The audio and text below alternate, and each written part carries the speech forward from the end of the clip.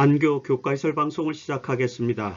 이번 한 기 동안 우리는 그분이 오실 때까지 주인을 위해 관리함이라는 제목으로 하나님의 자녀들의 청지기 직분 중에서 재정관리와 관련된 내용들을 집중적으로 공부했죠. 자, 이번 주의 마지막 교과 내용은 충성된 자에게 주어질 상급이라는 제목으로 하나님의 신실한 청지기들이 받게 될 상급에 대해서 살펴보아야 됩니다. 이번 주 교과의 기억절은 여기 마태복음 25장 21절에 나타난 달란트의 비유의 말씀이죠. 그 주인이 이르되 잘하였도다 착하고 충성된 종아 내가 적은 일에 충성하였음에 내가 많은 것을 내게 맡기리니 내 주인의 즐거움에 참여할지어다 하고, 자, 이 말씀을 기억하면서 충성된 자에게 주어질 상급에 대해서 공부해 보겠습니다. 구약은 언약적 신율주의의 원칙을 제시해주고 있죠. 자, 언약적 신율주의란 하나님께서 그의 백성들과 맺으신 언약에 충실하면 하나님의 법칙에 따른 상급이 주어지는 그런 원리를 말합니다. 이 언약적 신율주의의 기초에서 구약의 언약과 율법의 체계가 잘 마련되었습니다. 유대인들은 이런 언약의 기초에서 하나님의 율법을 충실하게 지키면 상급을 받을 것이다 라고 이렇게 가르침을 받고 또 그렇게 유대교 신앙을 지켰죠. 이 언약적 신율주의와 관련된 표현이 여러분 신명기에 가장 많이 등장하는데 신명기에 보면 약 24번 정도 그런 표현이 등장합니다. 여기 몇 가지만 좀 한번 살펴볼까요?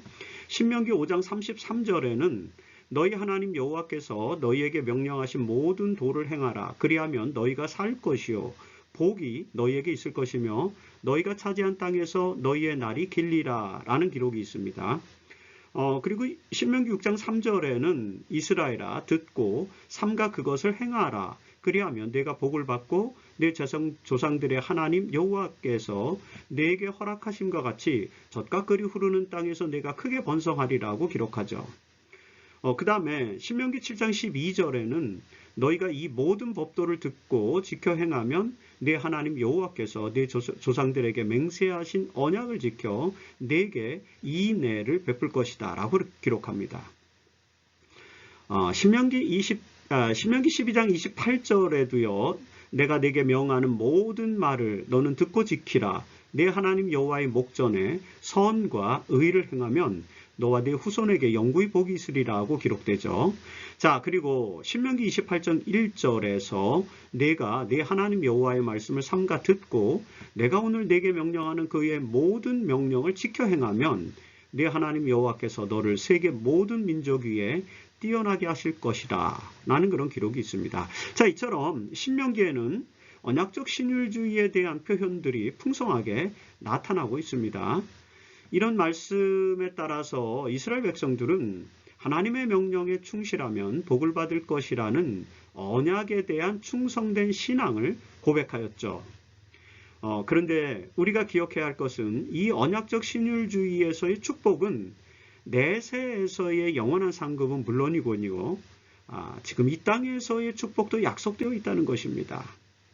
하나님의 말씀에 충성된 자들에게 주어지는 상급에는요. 현재적 축복도 포함되어 있습니다. 자, 그 현재적 축복을 다윗은 시편 19편 7절로 8절에서 이렇게 설명하죠. 여호와의 율법은 완전하여 영혼을 소성시키며 여호와의 증거는 확실하여 우둔한 자를 지혜롭게 하며 여호와의 교훈은 정직하여 마음을 기쁘게 하고 여호와의 계명은 순결하여 눈을 밝게 하시도다. 여호와의 율법과 계명에 충실한 사람은 영혼이 소성함을 입을 것일 뿐만 아니라 지혜롭게 될 것이고 마음이 기쁠 것이고 눈이 밝게 될 것이라는 그런 표현이죠. 자, 충성된 자들에게는 이런 정신과 영혼의 풍요가 약속되어 있는 것입니다. 여러분, 이런 것들은 모두 현재적 축복의 요소들 아닙니까? 그러나 시편 19편 9절에서는요, 또 여호와를 경외하는 도는 정결하여 영원까지 이르고라는 그런 표현도 있습니다. 자, 충성된 자에게 주어지는 축복은 현재적인 축복 그리고 영원에까지 이르는 축복이라는 것이죠. 영원한 생명까지 약속하신 축복이라는 그런 말씀인 것입니다. 이번 주에 우리는 이 언약적 신율주의의 기초에서 현세적인 축복뿐만 아니라 궁극적인 내세의 축복이 어떻게 약속되어 있는지를 이제 공부를 하게 되는 것입니다. 먼저 충성된 자에게 상을 베푸실 것이라는 표현이 성경에 얼마나 풍성하게 나타나 있는지를 한번 살펴볼까요? 자, 이사야서 40장 10절에서 보라 주 여호와께서 장차 강한 자로 임하실 것이요 친히 그의 팔로 다스리실 것이라. 보라 상급이 그에게 있고 보응이 그의 앞에 있으며 라는 그런 기록이 있죠. 주의 재림의 때에 상급과 보응이 있을 것이라는 그런 표현입니다. 자, 이런 동일한 표현은 이사야서 62장 11절에서도 동일하게 나타나고 있습니다. 여러분 한번 읽어보십시오. 자, 그리고 마태복음 5장 11절로 12절에서는요. 박해를 받을 때에 복이 있음을 설명하면서 기뻐하고 즐거워하라. 하늘에서 너의 상이 크민이라고 말씀하시죠. 이런 약속의 말씀에 기초해서 히브리서의 기자는 히브리서 11장 6절에서 하나님께 나아가는 자는 반드시 그가 계신 것과 또한 그가 자기를 찾는 자들에게 상 주시는 이심을 믿어야 할지니라고 권면합니다. 이런 성경의 기록에서 인류 역사의 궁극적인 사건인 재림과 더불어서 하나님께 충성된 자들에게는 상급이 약속되어 있다는 사실이 고백되어 있음을 우리는 잘 확인할 수 있는 것이죠. 이렇게 하나님의 상급이 약속되어 있음에도 불구하고 인간은 그 하나님의 상급을 온전하게 이해하지 못하고 상을 받을 조건으로부터 사실 먼 그런 삶을 살곤 하죠. 자, 그런 인간의 현상이 나타나는 이유에 대해서 엘렌 화이트는 각시대의 대쟁투 674페이지에서 이렇게 설명하고 있습니다. 사람의 언어는 의인들이 받을 상급을 묘사하기에 적합하지 않다. 그것은 오직 바라보는 사람들만이 깨닫게 될 것이다. 유한한 사람으로서는 아무도 하나님의 낙원의 영광을 깨달을 수 없다. 자, 하나님의 상급은 오직 그것을 바라는 사람들만이 그 진정한 가치를 깨달을 수 있는 것이라는 말씀입니다. 그렇지 않으면 그 상급의 가치와 의미를 알 수 없기 때문에 많은 사람들은 그 가치를 제대로 알지 못해서 그 상급을 받기 위해 노력하지 않는다라는 그런 말씀이죠. 자, 우리는 하나님의 청지기로서 그 상급의 가치를 깨닫고 그것을 바라보는 사람들이 되어야 할 것입니다. 그런데 여러분, 하나님께서 우리에게 베푸시는 이 상급은 어떻게 가능하게 된 것일까요? 자, 그것은 예수 그리스도의 십자가를 통해서 이루어진 것임을 우리는 알게 됩니다. 베드로전서 2장 24절에서 베드로는 예수께서 말씀하시기를 예수께서 친히 나무에 달려 그 몸으로 우리 죄를 담당하셨으니 이는 우리로 죄에 대하여 죽고 의에 대하여 살게 하려 하심이라 라는 그런 고백을 기록하죠. 그리스도의 십자가로 인해서 우리는 의의 생명의 상급을 받을 수 있게 되었습니다. 그래서 로마서 12장 2절의 말씀처럼 우리는 믿음의 주요 또 온전케 하시는 이인 예수를 바라보자. 그는 그 앞에 있는 기쁨을 위하여 십자가를 참으사 부끄러움을 개의치 아니하시더니 하나님 보좌 우편에 앉으셨느니라. 그런 말씀에 순종하게 되는 것입니다. 우리는 그리스도를 바라봄으로써 상급을 얻게 되는데 그 이유는 그리스도께서 십자가의 희생을 통해서 그 상급의 조건을 이루어 주시고 지금 하나님 보좌 우편에서 우리의 상급을 위해서 중보하고 계시기 때문이라는 것입니다. 자, 이런 구속의 조건을 통해서 상급이 마련된 것입니다. 그리고 그 상급은 그리스도의 십자가를 바라보면서 하나님과 그리스도의 말씀에 충성된 삶을 사는 사람들에게 주어진다는 것이죠. 이처럼 하나님께서 약속하신 상급은 그리스도를 믿는 믿음을 가지고 충성된 삶을 살아가는 자에게 주어집니다. 그래서 여러분, 엘렌 화이트는 믿음과 행함 48페이지에서 이런 권면을 하고 있죠. 자, 죄의 용서는 회개하고 믿는 자에게 약속되어 있다. 생명의 면류관은 끝까지 충성하는 자의 상급이 될 것이다. 우리는 이미 받은 은혜를 통하여 진보함으로써 은혜 안에서 자라날 것이다. 자, 이 말씀에 나타나는 것처럼 믿음으로 용서를 받고 그 믿음의 충성스러운 삶을 살아가며 은혜 안에서 자라가는 사람들은 생명의 면류관을 받게 될 것이라는 것. 이것이 바로 일요일 소지의 내용입니다. 여러분, 이 생명의 면류관을 상급으로 받기 위한 조건들에 대해서 우리 좀 더 살펴볼까요? 그럴 필요가 있겠죠. 자, 기독교가 가르치는 신앙의 궁극적 결과, 즉 상급은요, 영원한 생명의 면류관을 얻는 것입니다. 야고보서 1장 12절에 보면 시험을 참는 자는 복이 있나니 이는 시련을 견디어낸 자가 주께서 자기를 사랑하는 자들에게 약속하신 생명의 면류관을 얻을 것이기 때문이라는 그런 말씀이 있습니다. 기독교 신앙을 가진 자들에게 궁극적으로 약속된 것은 생명의 면류관입니다. 이 영원한 생명의 면류관, 즉 영생에 대한 소망은 기독교 신앙이 가르치는 가장 원초적인 상급임에 틀림없죠. 여러분, 요한복음 3장 16절에서 하나님이 세상을 이처럼 사랑하사 독생자를 주셨으니 그 이유는 그를 믿는 자마다 멸망하지 않고 영생을 얻게 하려 하심이라고 선언하지 않습니까? 그리고 로마서 6장 23절에서도 죄의 삭은 사망이요 하나님의 은사는 그리스도 예수 우리 주 안에 있는 영생이니라 라고 말씀하십니다. 영생은 바로 하나님께서 당신의 자녀들에게 주시는 가장 확실한 상급이다 라는 그런 말씀을 우리는 여기서 확인할 수 있는 거죠. 자, 그렇다면 이 영생이라는 상급을 얻기 위해서 어떻게 해야 할까요? 여러분, 일요일 소지에서 우리는 믿음에 충실한 삶을 살아야 한다고 설명했지 않습니까? 그런데 그 믿음에 충실한 삶을 산다는 것이 구체적으로 어떤 삶을 말하는 것이죠? 영생과 관련된 말씀이 가장 많이 등장하는 것은 요한복음입니다. 그리고 이 요한의 복음서에는 영생이라는 단어가 19번 등장하죠.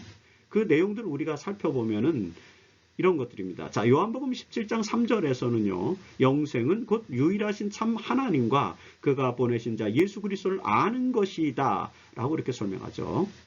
영생을 얻기 위한 충실한 삶은 그 무엇보다도 하나님을 알고 그리스도를 아는 것이다 라는 그런 말씀입니다. 당연히 여기서 안다라는 이 단어는 체험적으로 깊은 교제를 뜻하는 아라감, 기노스코 이런 것들을 의미하는 것이죠. 자, 이것이 영생의 기본 조건이 되는 것입니다. 요한복음 3장 36절에서는요. 아들을 믿는 자에게는 영생이 있고 아들에게 순종하지 않은 자는 영생을 보지 못하고 라고 또 기록되어 있습니다. 자, 아들을 믿는 믿음과 순종이 영생의 조건임을 알게 되죠.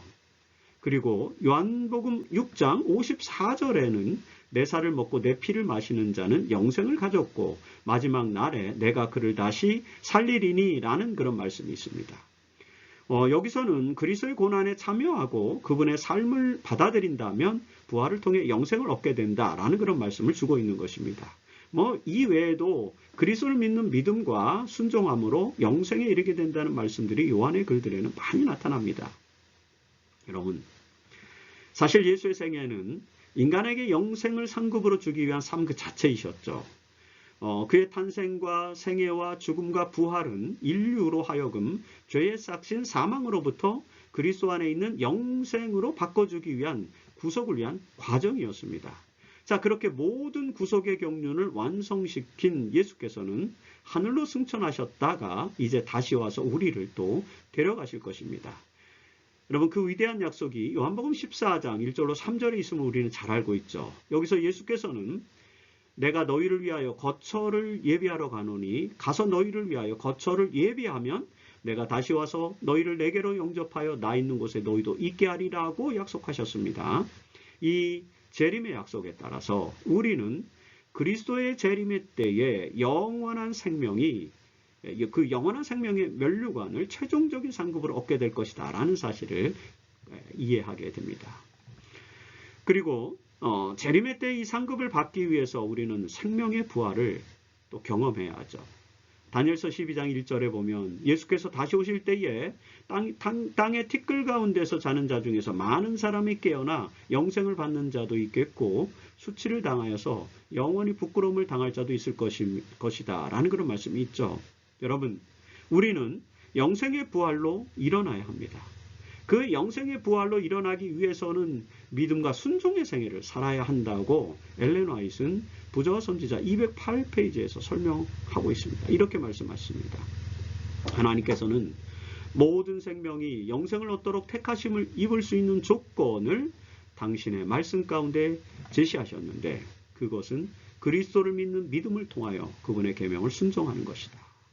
여러분, 이 말씀이 우리의 신앙에서 실현되어야 할 것입니다.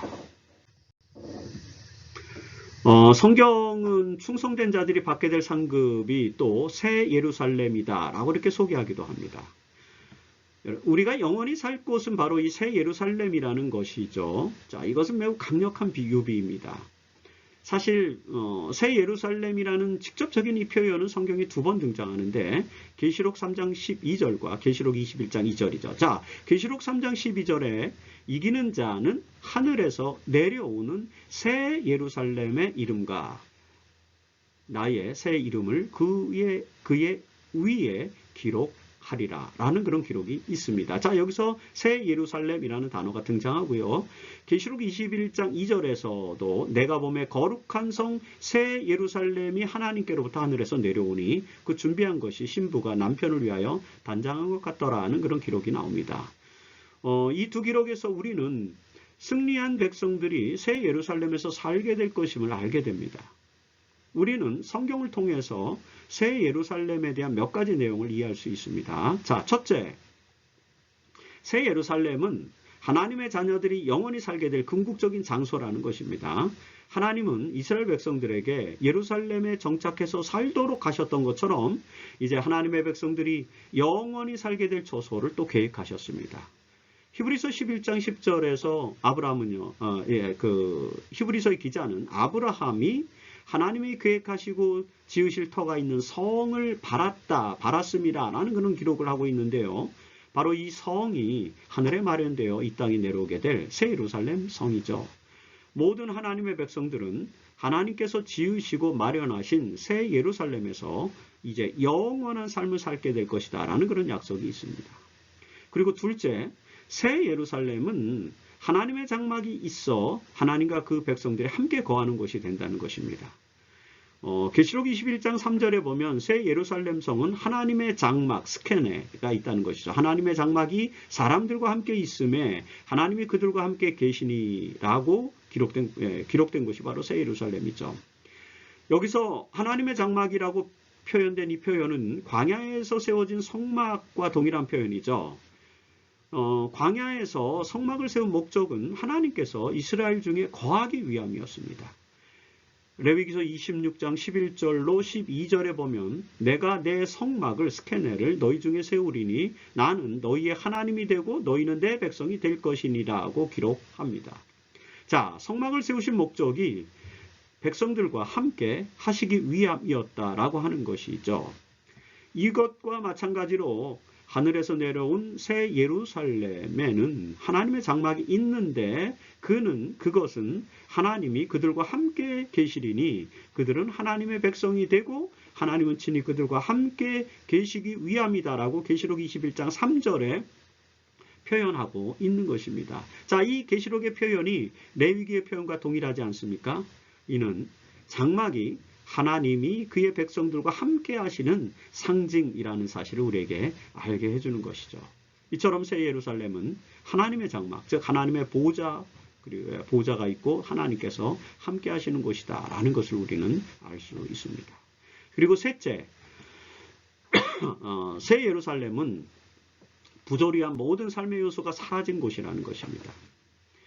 계시록 21장 4절에 보면 새 예루살렘에는 다시는 사망이 없고 애통하는 것이나 곡하는 것이나 아픈 것이 다시 있지 아니한 곳이다 라고 이렇게 기록하고 있습니다.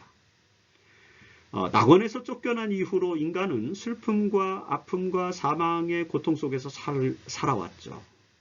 하나님의 청지기들은 이런 부조리한 삶의 문제가 해결될 하나님 나라를 상급으로 받기 위해서 노력해온 것입니다.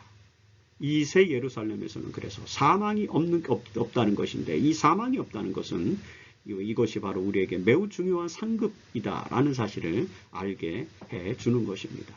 그리고 넷째, 새 예루살렘은 만물이 새롭게 변화된 곳인 것이죠. 자, 계시록 21장 4절로 5절에서 처음 것들이 다 지나갔음이로라 보라 앉으시니가 이르시되 보라 보좌에 앉으시니가 이르시되 보라 내가 만물을 새롭게 하노라 하고 말씀하십니다. 이처럼 새 예루살렘은 모든 만물이 새롭게 변화된 곳입니다. 자, 여기에는 인간의 품성의 변화가 있고요. 자연의 회복이 이루어져 있고 우주의 완전한 질서를 포함해서 모든 것이 완전하게 변화되는 것을 말하는 것입니다. 인간의 인식 속에서 자리한 이상향의 모습이 바로 이 새 예루살렘 성의 모습으로 묘사되는 것이죠. 여러분, 계시록은 이사야서에서 그 언어들, 표현들을 가져와서 이런 새 예루살렘을 새 하늘과 새 땅이라고 이제 묘사하고 있는 것이죠. 이렇게 완전히 변화된 곳이기 때문에 이 새 예루살렘에서 우리는 계시록 22장 4절에 묘사된 것처럼 하나님의 얼굴을 보게 된다는 것이죠. 이처럼 충실한 하나님의 청지기들은 새 예루살렘에서 사는 축복을 경험하게 될 것이라는 것이 화일소지의 내용입니다. 새 예루살렘에서 영원한 생명의 면류관을 받고 생활하게 되는 하나님의 백성들은 하나님께서 맡기신 사명에 이제 충실한 사람들이다라고 하는 것이 수요일소지에서 우리가 다루는 내용인데, 특별히 이 사람들이 어떤 특징을 가지게 되는지를 살펴볼 수 있는 비유 중 하나가 바로 달란트의 비유 아닙니까? 수요일소지는 바로 그 달란트의 비유를 통해서 하나님께서 예비하신 상급을 받게 될 하나님의 청지기들의 삶의 모습을 공부하게 되는 것입니다. 자, 이 비유에서 우리가 얻을 수 있는 교훈이 무엇일까요? 첫째, 이 비유에서 말하는 달란트는 이제 여러 재능을 가리키는 그런 단어인데요. 특별히 그 중에서도 달란트의 비유에서 나타나는 이 달란트는 그 중에서 중요한 비중을 차지하는 것이 바로 재물이라는 것을 또 특정하고 있다는 것을 우리는 생각해 봐야 되는 것입니다. 여러분, 마태복음 25장에 나타나는 달란트의 비유와 유사한 것이 바로 누가복음 19장에 나오는 문화의 비유 아닙니까? 자, 누가복음 19장 13절에 보면 그 종 열을 불러서 은화 열문화를 주며 이르되 내가 돌아올 때까지 장사하라 이렇게 하니라고 기록되어 있죠. 자, 마태복음에서는 그냥 재능대로 금 몇 달란트씩을 주고 떠났다라고만 이렇게 기록했는데요. 누가복음에서는 지금 10명의 종들에게 은화, 동전이죠. 열문화를 주면서 주인이 돌아올 때까지 장사하라. 그렇게 명령했다고 기록하고 있습니다. 자, 10명의 종들은 각각 은화 한 문화씩 받았죠. 자, 은화 한 문화는 100데나리온인데요. 이 100데나리온이라고 하는 것은 노동자의 100일치 품삯 정도 되는 돈 아닙니까? 주인은 종들이 이 재물, 즉 은화 한 문화, 노동자의 100일 품삯을 어떻게 관리하는지를 보고 싶었던 것입니다. 이처럼 달란트의 비유는 지금 재물을 관리하는 충성스러운 삶을 평가하고자 하는 것과 관련이 있다는 것을 우리는 알 수 있습니다. 하나님께서는 우리에게 달란트를 맡기셨고 우리는 그 달란트를 잘 관리해야만 상급을 받을 수 있다는 것이 이 내용의 요지입니다. 자, 둘째. 주인과 종의 관계에서 결산할 때가 반드시 있다는 것이죠. 마태복음 25장 19절에 보면 오랜 후에 그 종들의 주인이 돌아와 그들과 결산할세라는 그런 표현이 있습니다. 여기서 우리가 주목해야 할 것은 그 결산의 시간이 오랜 후에 발생한다는 것입니다. 이것은 아마 종들이 생각하는 것보다 주인이 더디 오는 것에 대한 표현이라고 볼 수 있죠. 예수님의 재림을 기다리는 사람들은 그 재림에 지연되고 있다고 생각합니다. 사실 어쩌면 우리가 생각하는 것보다 훨씬 더 지연되는지도 모릅니다. 여기 이 비유에서 종들은 그 주인이 언제 올지 도무지 알 수 없는 상태에 있음을 우리에게 알려줍니다. 그래서 오랜 후에 주인이 돌아왔다라고 이렇게 표현하고 있는 것입니다. 중요한 것은요, 시간은 지체된다 할지라도 그 주인은 반드시 돌아온다는 것입니다. 예수의 재림도 마찬가지죠. 지금은 지연되고 있지만 그것은 반드시 이루어질 것이고 그때 결산을 해야 한다라고 하는 것입니다. 우리는 여러분 주님의 결산의 때, 재림의 때 어떤 보고를 해야 할까요? 셋째 내용이 그것입니다. 셋째, 종들은 그 주인에게 충성스러운 결과를 보고해야 할 것이라는 것이 바로 이 비유의 또 다른 교훈이죠. 자, 5달란트 받은 자와 2달란트 받은 자는 열심히 장사하여서 2배의 이익을 지금 남겼습니다. 그러자 주인은 이렇게 칭찬하죠. 마태복음 25장 21절에서 잘하였도다 착하고 충성된 종아 내가 적은 일에 충성하였음에 내가 많은 것을 내게 맡기리니.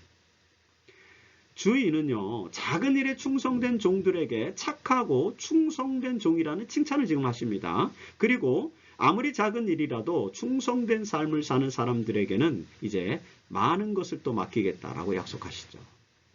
하나님은 하나님의 백성들에게 풍성한 축복을 주시는 방식으로 이제 결산을 하는 것입니다.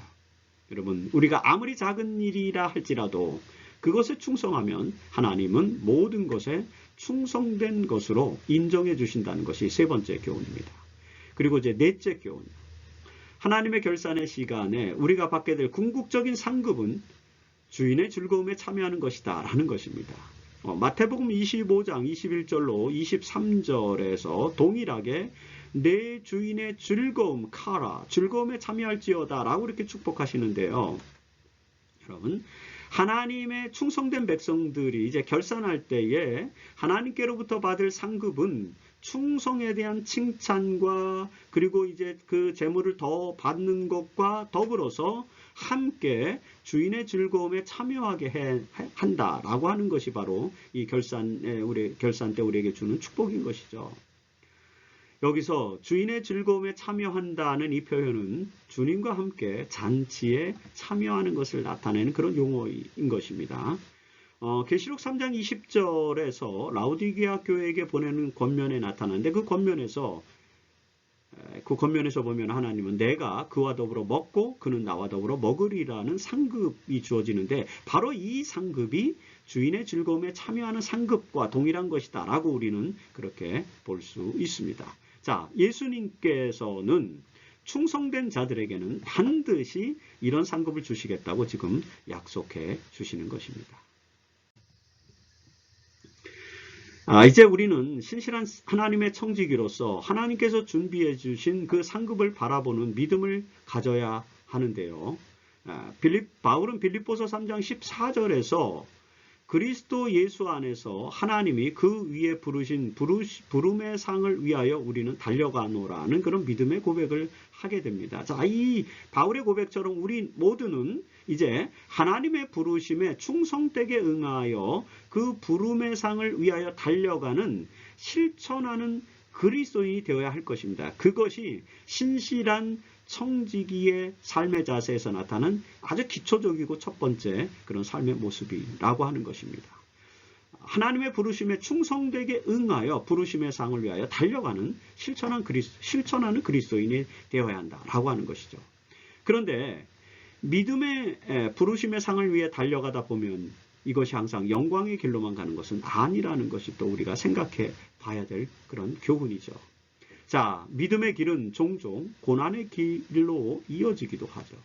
그래서 바울은 로마서 8장 17절에서 우리가 그와 함께 영광을 받기 위하여 고난도 함께 받아야 할 것이니라고 증언합니다. 우리는 바울의 생애가 그런 영광과 또 고난의 길을 잘 보여주고 있음을 알고 있죠. 바울의 길은 믿음의 길이었기 때문에 가는 곳마다 교회를 세우고 하나님의 나라를 전파하는 그런 영광을 얻었습니다. 그러나 그런 그의 길에는 무수한 고난이 함께했음을 또 우리는 잘 알고 있죠.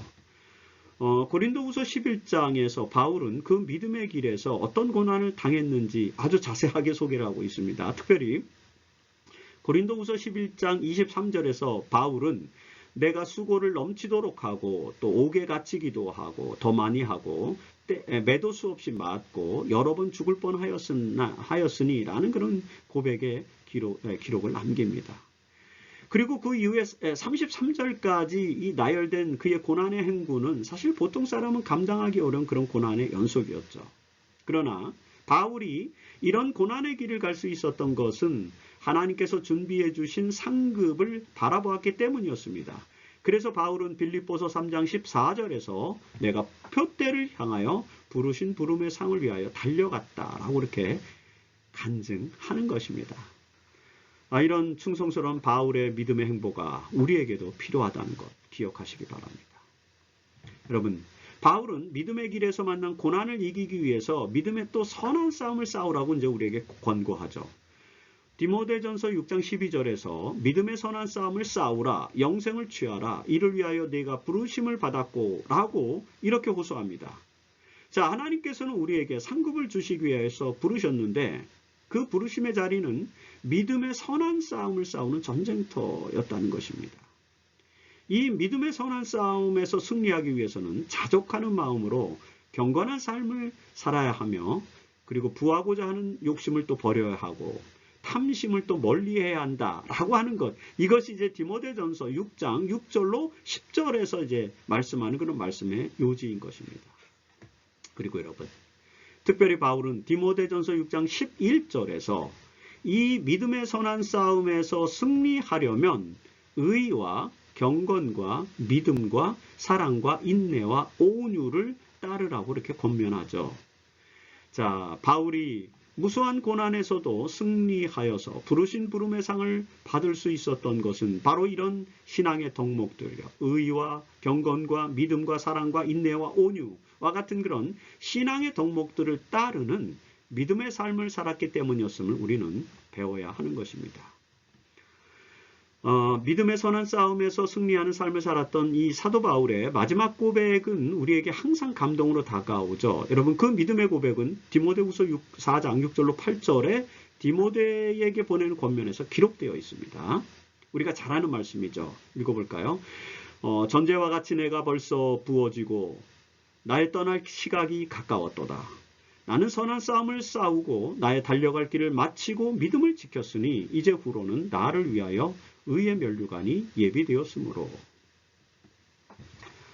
여기서 바울은 이제 순교당하기 직전에 로마 감옥에서, 이게 AD 67년경입니다. 죽기 직전입니다. 로마 감옥에서 아들로 삼았던 디모데에게 자신의 마지막 운명을 이렇게 고백하는 것입니다.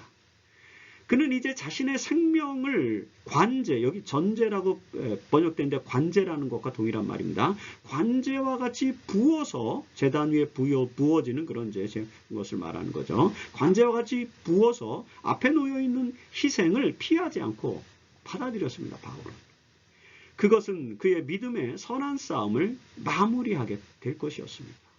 그리고 그 결과로 의의 면류관, 즉 영원한 생명의 면류관을 상급으로 받게 될 것을 지금 고백하고 있는 것이죠. 여러분, 이런 바울의 고백처럼 우리도 믿음의 선한 싸움을 싸워서 하나님께서 준비하신 상급을 바라보는 삶을 살아야 한다라고 하는 것이 목요일 소지에서 우리에게 주는 교훈입니다. 지난 1월부터 3월까지 3달 동안 우리는 주인을 위해 관리함이라는 제목 아래서 하나님의 청지기들이 재물과 재능을 어떻게 관리해야 하는지에 대해서 공부하였습니다. 그리고 그 교과의 마지막 과에서 이제 이번 주에 우리는 충성된 청지기가 받게 될 상급에 대해서 살펴보았습니다. 여러분, 구약에서는 언약적 신율주의에 입각해서 축복의 조건들이 제시되어 있는 것을 우리가 읽었죠. 그것은 하나님의 말씀에 순종하는 것입니다. 자, 이런 언약적 신율주의가 신약에서는 그리스도를 믿는 믿음으로 얻는 의로 강화되고 있습니다. 그 믿음에는 성령의 능력으로 말미암는 하나님의 말씀에 대한 순종을 또 포함하고 있고, 하나님의 청지기들은 하나님의 말씀에 순종하는 믿음을 통해서 약속된 상급을 받게 될 것입니다. 자, 이번 주 일요일 소지에서 우리는 그 순종하는 믿음으로 영원한 생명의 면류관을 얻을 수 있음을 살펴보았죠. 그리고 그 영원한 생명을 얻기 위해서는 그리스도께서 주신 확실한 보증을 믿음으로 받아들여야 한다는 것도 살펴보았습니다. 우리에게 약속된 상급 중에 또 하나는 새 예루살렘에 대한 것도 있음을 우리는 보게 되었는데요. 이 땅의 그 새 예루살렘은요, 이 땅에서의 실존적 문제가 모두 해결된 곳이죠. 바로 이런 새 예루살렘은 우리의 영원한 소망의 장소가 되어야 한다는 것을 우리는 공부했습니다.